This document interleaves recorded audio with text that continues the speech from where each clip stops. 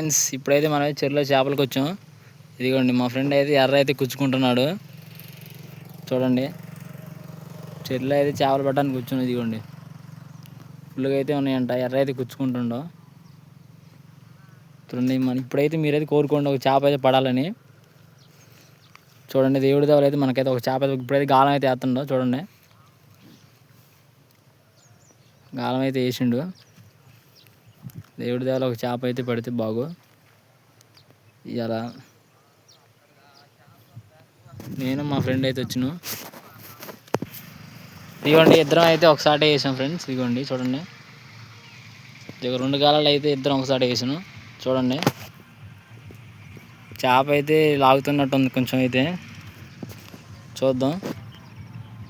నేను మా ఫ్రెండ్ అయితే వచ్చినాం. చూడండి ఫ్రెండ్స్, ఒకసారి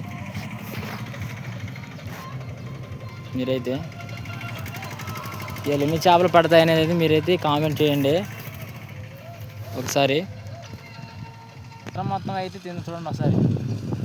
ఎర్ర మొత్తం అయితే అయిపోయింది. మొత్తం చేప అయితే తినేసేసింది. చూడండి,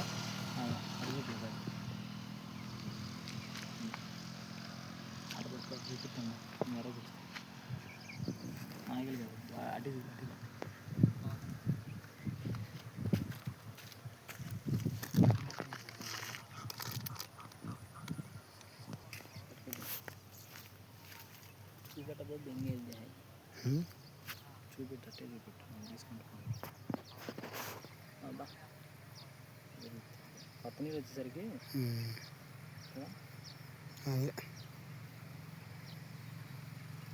నా ఎర్ర అయిపోయిందిరా, నా ఎర్ర అయిపోయింది. పట్టుకో.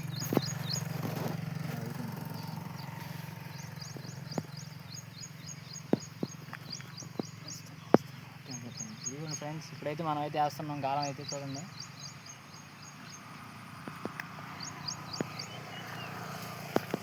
ఇదిగోండి గాలం అయితే వేసినాం. చేప పడిద్దా లేదనేది మీరే చెప్పండి. చేప అయితే ఇదిగోండి ఫ్రెండ్స్, మనం అయితే ఇప్పుడైతే వచ్చినాం చేపలకైతే. అసలు అయితే మన చేప దగ్గర మనం బెండు దగ్గరికి అయితే ఊపుతుంది వచ్చి చేప అయితే. చూద్దాం అసలు చేపలు పడద్దా పడదని.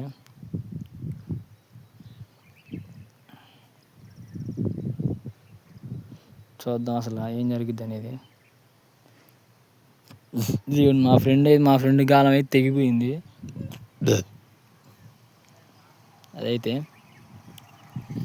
చూద్దాం మరి ఎలా వచ్చిందో. మళ్ళీ అయితే వేసాను. చూద్దాం అసలు అయితే చేప పడిద్దా పడదా అని. పడిద్దా పడదా అనేది చూద్దాం. ఇప్పుడు చేప అయితే మంచి దాని దగ్గరికి అయితే వస్తుంది అయితే, కానీ గాలాన్ని అయితే మింగట్లేదు. చూద్దాం అసలు. చూద్దాం ఫ్రెండ్స్, చూద్దాం ఒకసారి అయితే. ఇదిగోండి మన చెరువు అయితే ఎలా ఉందో, ఎంత పెద్దగా ఉందో చెరువు మనదే. ఇదే ఫ్రెండ్స్ మన చెరువు అయితే. మన చెరువు అయితే ఇదే ఫ్రెండ్స్.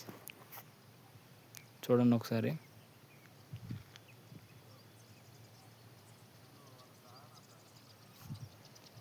మనదైతే చూడండి ఎంత పెద్దగా ఉందో చెరువు అయితే.